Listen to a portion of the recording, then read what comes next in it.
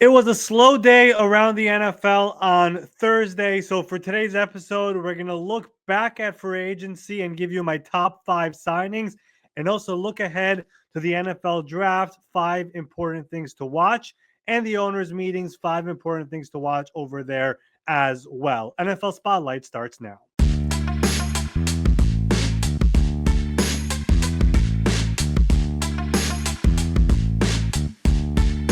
Welcome in. It is the Friday, March 28th edition of the NFL Spotlight Show. I am your host, Ari Meirov. Yes, if you're watching on YouTube, I am in a different location than usual. Should be a one-day thing, hopefully, but we will see. But Thursday in the NFL, like I said in the cold open, it was pretty slow.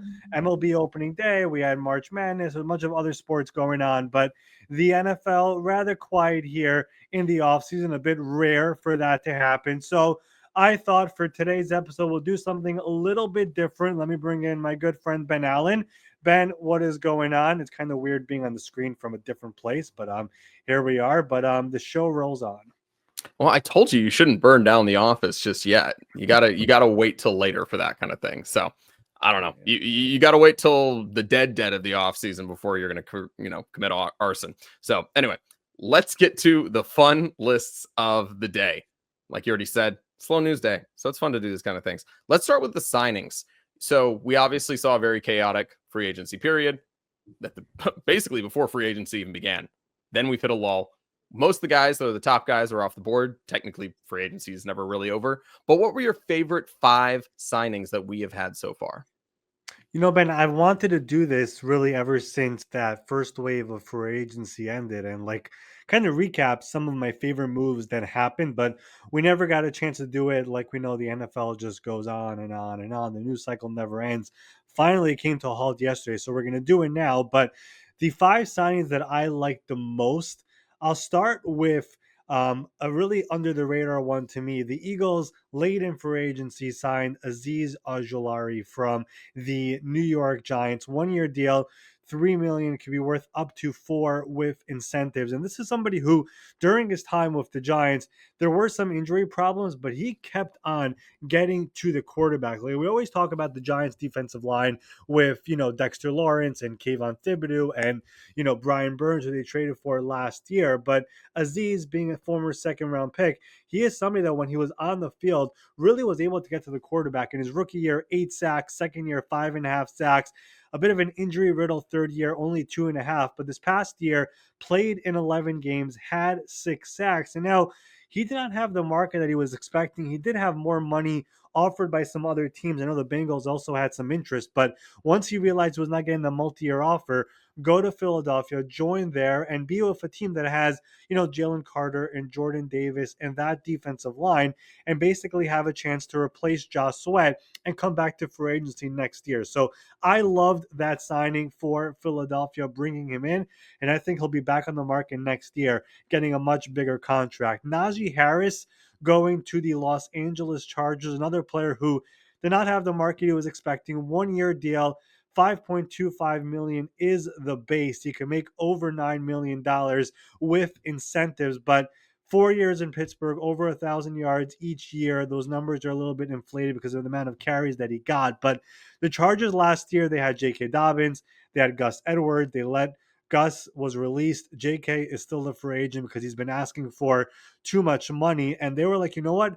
We're going to sign Najee. Jim Harbaugh actually recruited him out of high school to go to Michigan. He obviously did not go there, but there's a relationship from there. And then Greg Roman, the offensive coordinator, is one of the best run game guys in the NFL. We all know how he loves to run the ball. They clearly saw something here of Najee Harris to bring him in for 1 year, to not bring back to this point J.K. Dobbins, to move on from Gus Edwards, who they had in Baltimore.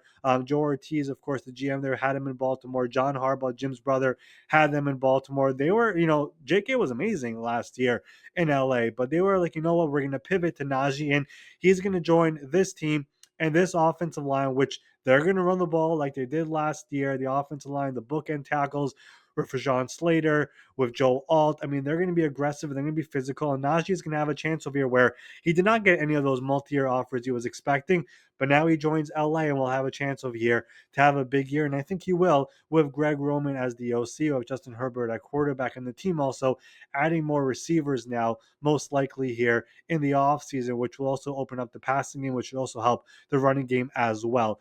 One that did not get much attention because I think he was like the very first signing that happened on the first day of free agency and legal tampering on Monday. Hassan Reddick going to Tampa Bay. It was 1 year, $14 million, very hefty price. But Hassan, I mean, I feel like people forget how amazing he was in Philadelphia, and before that in Carolina, and before that the final year in Arizona, where he really truly became an elite pass rusher in the NFL. Like, there were only two players in the NFL who had double-digit sacks in 4 consecutive years. It was Myles Garrett and Hassan Reddick. And last year, it was obviously bad getting traded from the Eagles to the Jets, not getting the contract that he wanted and the one that he believed he was promised. I do believe he got some bad advice. He obviously missed training camp, lost a lot of money, missed the start of the regular season. He got fired by his agents, or he fired his agent. There's a whole argument of who actually fired who, hired somebody else, got back to the Jets. The Jets were dysfunctional. It was such a messy year. And now he gets this reset where he gets $14 million 1 year, joins this Buccaneers team and this defense, which is really good. Todd Bowles has a really good history of pass rushers and basically will be there for OTAs and will be there for training camp and will be there for a full regular season, with the hope of having a better market next year when he shows everybody, hey, I'm still elite over here. And I think Tampa Bay, we always talk about how underappreciated that organization, that franchise is. They're one of the really better teams when it comes to free agency. So they believe Hassan still has a lot of juice left in the tank, and he's going to be there for 1 year and $14 million. I do think he's going to make an impact for that defense this year.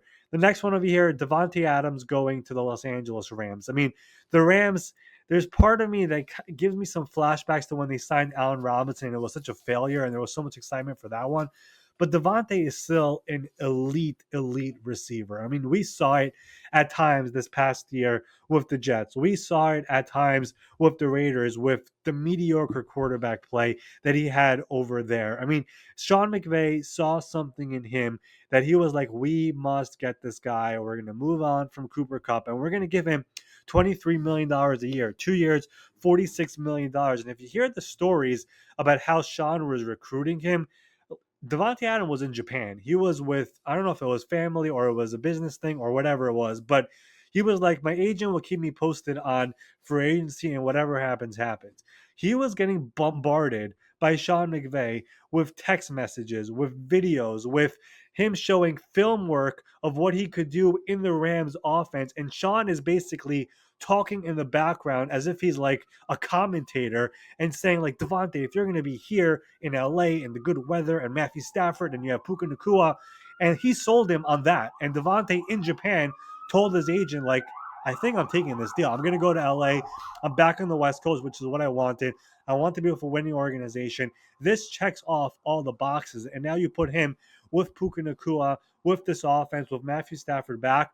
I think we're going to get some vintage Devontae Adams in LA this year for the Rams. Loved that signing for them. And then last but not least, I'm going to put this team into a bucket because they made a number of signings, which I just loved.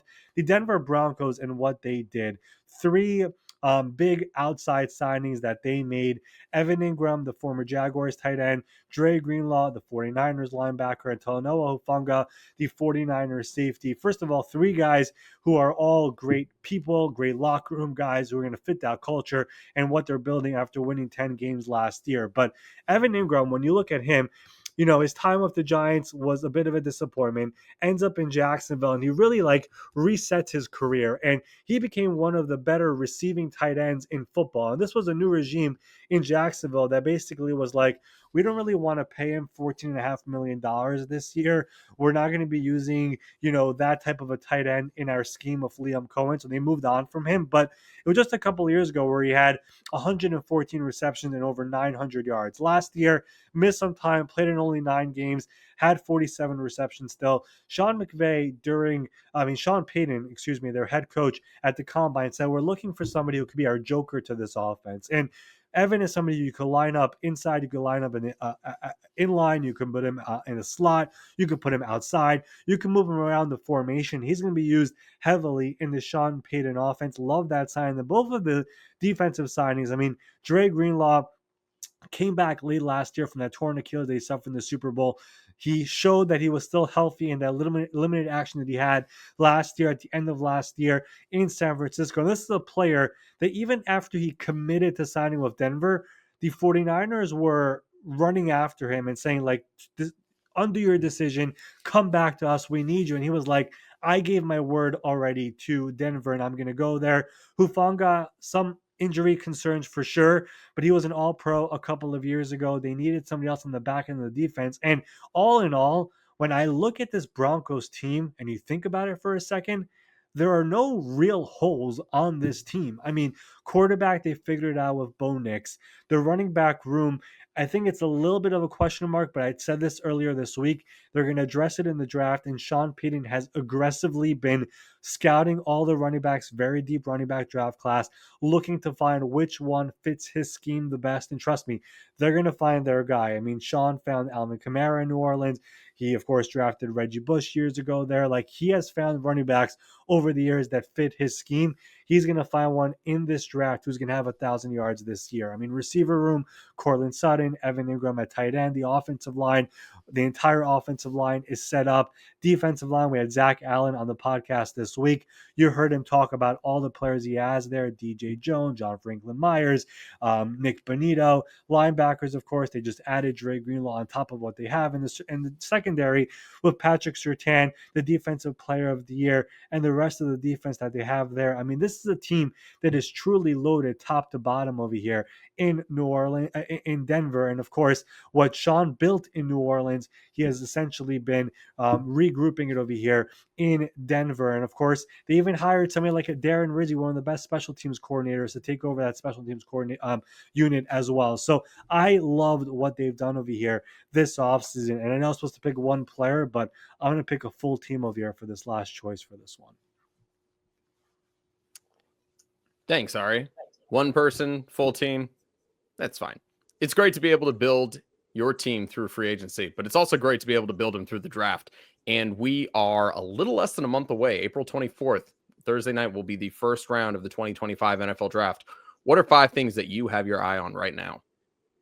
So we're going to talk a lot more about the draft here in the coming weeks as we get closer and closer. We'll have some guests as well who will talk about it, who know the draft inside and out. But with the draft in under a month, under 4 weeks now, I want to just say the 5 things that I'll be monitoring and will become headlines over here as we get closer and closer. And some of them have already become headlines. But number one, Shedeur Sanders is a huge topic, obviously. The Colorado quarterback, of course, his father being Deion Sanders. It's a very, very big deal. But we have seen people who have him as a top 5 pick, and some people are like, you should not go in the first round. And the element of, if the Browns pass on him and the Giants pass on him, is there a world where he slides, and where does that go?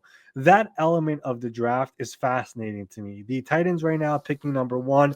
The belief continues to be that they're going to end up taking Cam Ward. Again, that's not set in stone yet. They're also having a private workout with Cam today. They're going to have a private workout with Shedeur next week after his pro day. So it's not official yet, but the belief is they are likely going to go with Cam. The Shedeur element is so interesting because the Browns, are they taking a quarterback? Are they not? Some people think they're kind of waiting for Kirk Cousins. Some people believe they might take a quarterback later in the draft. The Giants, they just signed Russell Wilson and Jameis Winston. Does that make it that they're desperate that they must take a quarterback at number 3? That element with Shedeur is so interesting. And I don't think, this is just my guess, I don't think we're going to have full clarity on where Shedeur ends up going.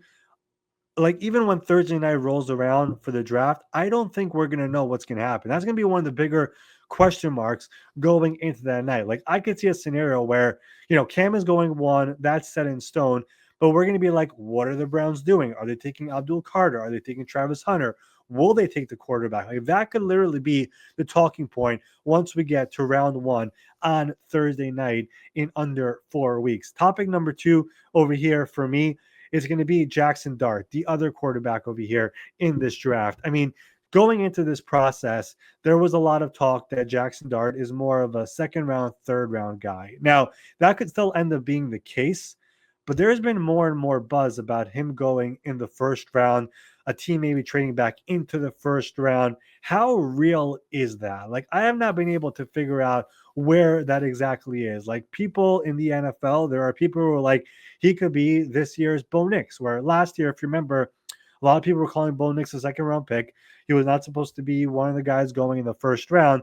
And eventually he goes number 12 to the Denver Broncos. Could he be that guy this year where I know he's having dinner tonight on Thursday night with the New Orleans Saints? His pro day is coming up over on Friday. Will he have an unbelievable pro day where a team falls in love with him? This element of do we get a third quarterback going in the first round? If you would have told me about Jackson Dart going in the first round in Indy before free agency, I would have told you no chance. But as we get closer and closer, and as more draft buzz builds up, there's been more and more of that. And for me, I've had a hard time figuring out, is this legit? Or is this kind of like Will Levis or Malik Willis, where there was so much buzz about them going in the first round and they both didn't? So I think that's one where we do get clarity as we get closer to the draft. But that is one that's definitely been building over here over the last couple of weeks. And we're going to see if it continues to build over here in the coming weeks as we get closer to the NFL draft.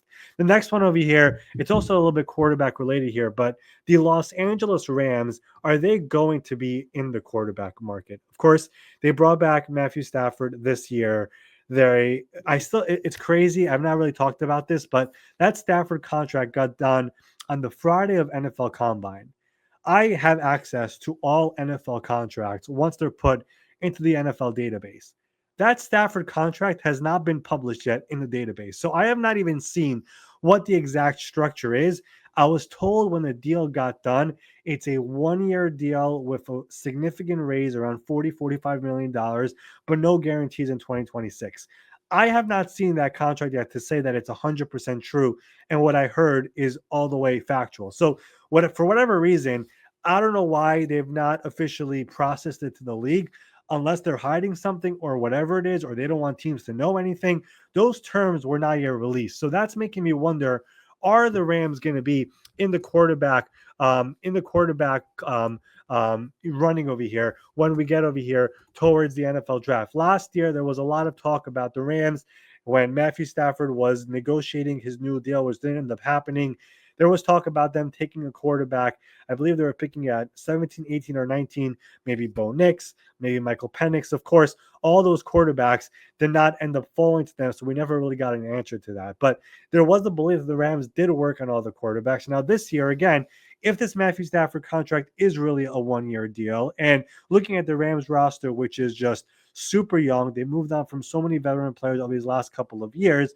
Could it be a scenario where they look for their franchise quarterback over here in this draft while still having Matthew Stafford on the team? And again, I don't know how that Matthew Stafford contract, which was agreed to on the Friday of the NFL Combine, what it really looks like. So that is another one over here that is very, very interesting to me, and we'll continue to monitor that as well. And then number 4 for me over here, it's going to be Will Campbell, the LSU offensive lineman. I mean, for most people, he was somebody who was looked at as the number 1 offensive tackle in this draft.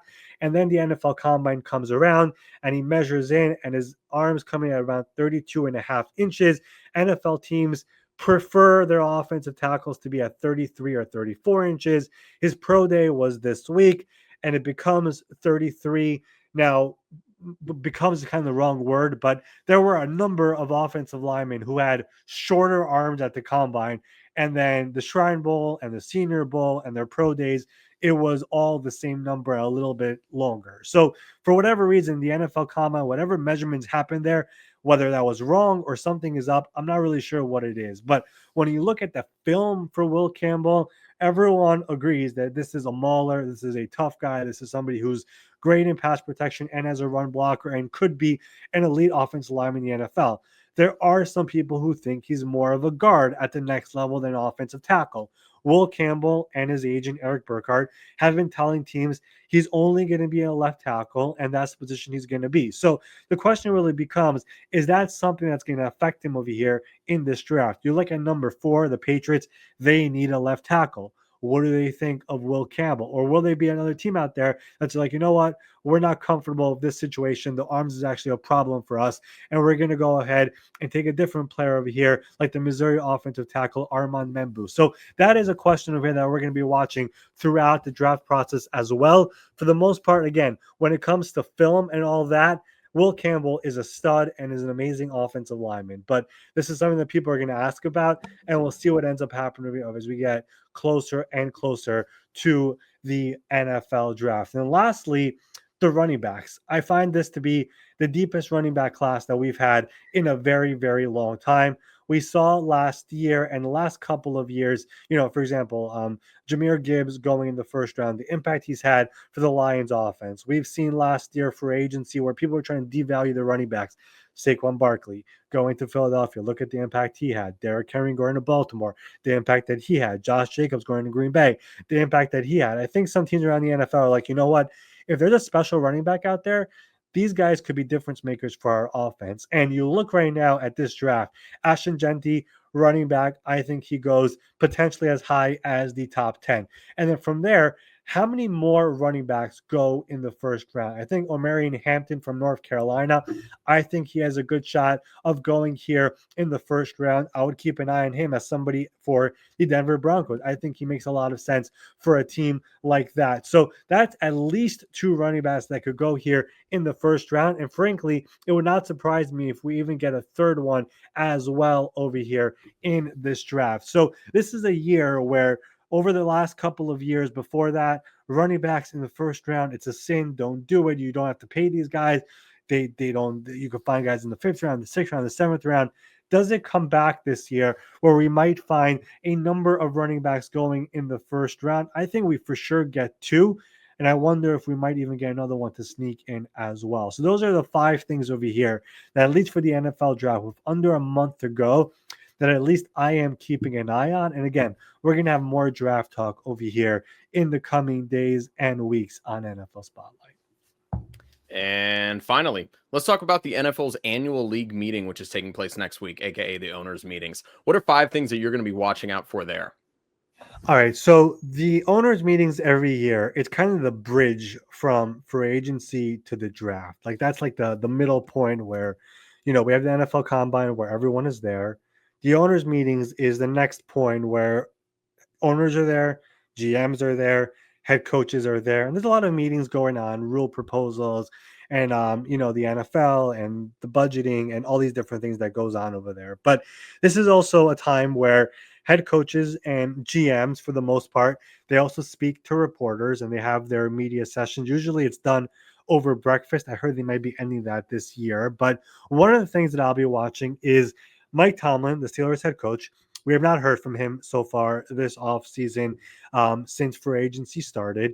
And of course, they still don't have a quarterback. So Mike Tomlin is going to be speaking to reporters. And what is he going to say about their pursuit of quarterbacks? And of course, the big elephant in the room, which is Aaron Rodgers, which right now, as of recording, at this time last week, Aaron Rodgers was in the Steelers facility. He has still not signed with them. And based on the Giants signing Jameis Winston and Russell Wilson and the Vikings making it known that as of right now we're okay with our quarterback room, is Mike Tomlin going to publicly say something about Russell Wilson, about Aaron Rodgers, excuse me, or is he going to be like saying nothing over here and be like, time will tell, we'll figure it out whenever we figure it out? So that is one thing over here. I mean, every single head coach is going to speak there. Most GMs also speak. But what Mike Tomlin said, I think will be very interesting because he has been the one person who has been pushing this the most to get Aaron Rodgers. Not Omar Khan, not our Rooney. It's been Mike Tomlin the most who has wanted him. And he said, we don't need Russell Wilson. Justin Field, if we're getting back, that's great, but it's not a must. Aaron Rodgers has become his number one option here. And will he say anything about that or keep quiet? That is one. From there, it's more of the rule stuff and some of the stuff that happens in the meetings over there. The tush push, we know the Packers want to ban it. Is that something that owners are actually going to vote on? Does it have any shot of actually passing? I would say it's unlikely. I think, like we've said many times before, the NFL's internal data shows no injuries have happened in 2024 with that play. if that's the case, we're not banning a play because one team is really good at it. So I have a hard time seeing that happen, but we will see what the owners think. Again, 24 votes are needed for it to pass. The NFL kickoff rule, we spoke about this the other day. Dynamic kickoff rule is here to stay, but the NFL wants to see more returns. And last year they saw about 30% of kickoffs returned.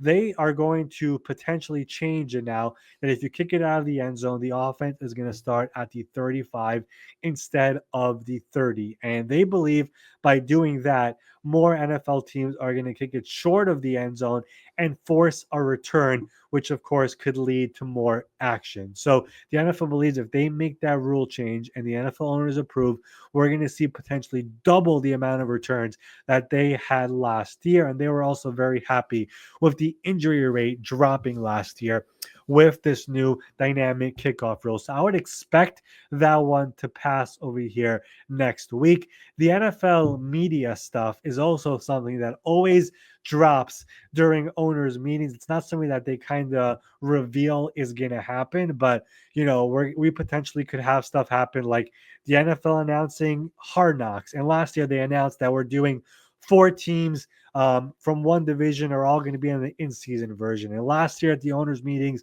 they announced that the Giants are going to be doing the off-season edition. I would be shocked if any NFL team actually does it, but will they announce any of that stuff over here at the owners' meetings? Also, the NFL, we've seen Netflix trying to get involved with NFL and broadcasting and streaming. They, of course, had the Christmas games this past year. There is the Brazil game in week 1, which the Chargers are going to be playing in. Is that a game where it's just going to be on NBC or will they give it to Netflix? I know a lot of people care about this stuff. That is something that I could see also being announced over here at the owners' meetings. And also, I don't think this will be brought up, but the NFL has been talking to ESPN about purchasing NFL Network and NFL Red Zone. Is that something that will be brought up at the owners' meetings as well? And will it become public? That is one to watch as well. Some other things over here that we also will be watching, that is number 4. And then the 5th one is going to be also the Detroit Lions. They put in a proposal over here for the playoff seeding and what's going to happen with that. They, of course, want that if you are a wild card team, but you finish with a better record than a divisional team, which would have happened this past year of the Vikings, they would want that team to actually finish higher in the standings and not drop all the way to 5 and actually have a home playoff game over the division winner. I have a hard time seeing this one pass. I think the NFL wants divisions to be part of the game and keep it important. They still, according to this proposal, will have all division winners making the playoffs. But their idea is that if a wild card team has a better record than a divisional team, that they would get the home field advantage and be higher when it comes to seeding. I don't think that one passes. It would be surprising, but that is one of the Lions proposed over here this year. It's also been proposed in years before. I think it's been over a decade ago when it was proposed, I believe, by the Jaguars, and it failed. So I don't think it's going to happen this year either, but that is one to watch as well over here in the owners' meetings. But there's a lot more other stuff as well that's going to be brought up. We'll talk about it throughout next week. Replay assist will be brought up and how they're going to move forward with that. Will flags that are thrown on the field that are wrong be picked up by replay assist? Are flags that are not thrown, could those be used replay assist? All that stuff will be discussed also with the owners. The idea of defensive holding and illegal contact not being automatic first down, I don't think that will pass. But these are all things that are going to be coming up over here this week at the owners' meetings. And again, those are 5, maybe 6 things I said over here that we're watching, but we're going to delve into it all next week when the owners officially meet and everyone gets in on Sunday. Meetings officially get underway on Monday, Tuesday, and if they need an extra day, they go into Wednesday as well. All right, Ari. No news happened while we were recording, so that means we just did a list show, and that's fun. It's exciting. You did check your phone right there, though, for the audio listeners. See, that was a very nervous, like, got to pick it up, got to look. All right, make sure nothing. Okay, we're good. That's all you were doing there. We're good. No, I mean, I think you told me that nothing happened, so I wanted to confirm nothing happened. But that's You kind of did get where like we are. 70 text messages, though, probably during that. No. Two. Oh, One from my wife. But yeah. But But yeah, That's all I got for you that's today. Turn on notifications, subscribe, all that stuff. Still trying to yeah. build up the YouTube page. We'd love your help.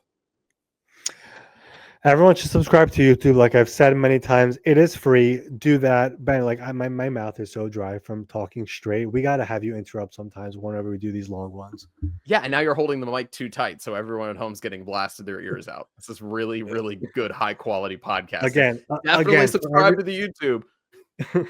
for everybody who needs to know, I am not in the regular office right now. If you're watching on YouTube, I'm in a different location. So everything is different for me here. Ben knows this as well. When we started recording, I knocked the mic down because I'm in a different place. So let me just get through this. We're done with it. And we'll be back in the office on Monday when we're back for the start of the week and when owners and GMs and head coaches will all be in Palm Beach in Florida at the Breakers Hotel. We will have full coverage of that as well. So enjoy your weekend. I'll be back in the office on Monday and I'll see you then as well. See you all then.